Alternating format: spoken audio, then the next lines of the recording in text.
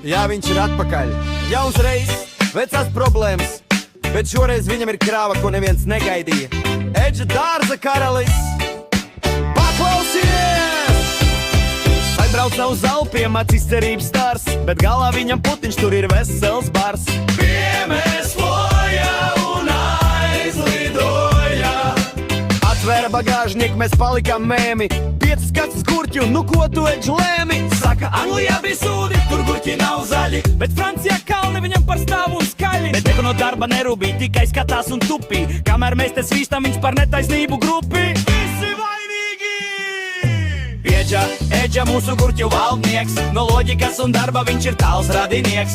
Serpentīna gūsteknis ar putniņu galvā, meklē savu taisnību katrā sniega vāktā. Atkal slikti! Priekšnieks ir muļķis, kolēģis ir pīpmanis un ritīgs los, tikai Edža ir svētais, kam dārzā aug koks. Gurķu koks! Mēs sakām, Edž brauks, viņš saka, pagaidīts ir skarbs, viņam šķiet, ka pasaule ir pretīgs, ļauns darbs. Pie serpentīna griežas, Edža pie stūra svīst, bet vainīgi ir citi, kad lietus sāk līst. Šis pusiņš par lēnu, šis kalns par daudz stāvs, viņa arguments vienmēr ir pusdzīvs un bals. 5 kastes līdzīt kalpos būtu pats, Edža ir tas tips, kuram katrs gads ir slikts gads.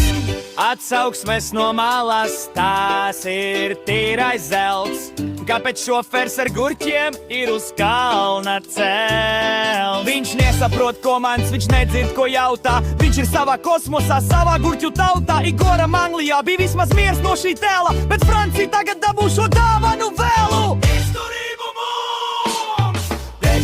Edža mūsu gurķu valdnieks, no loģikas un darba viņš ir tāls radinieks. Serpentīna gūsteknis ar putniņu galvā, meklē savu taisnību katrā sniega vāktā.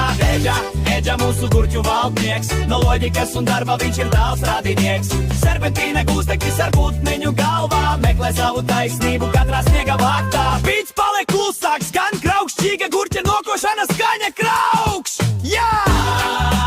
Gurķu valdnieks Edž, varbūt iedod vienu?